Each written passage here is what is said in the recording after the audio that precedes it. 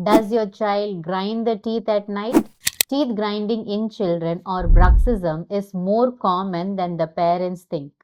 Most commonly, teeth grinding at night in children is associated with either a poor quality sleep or an airway obstruction issue. If you find your child is grinding their teeth at night, then please do not ignore. Schedule a consultation with a pediatric dentist who specializes in sleep and airway issues.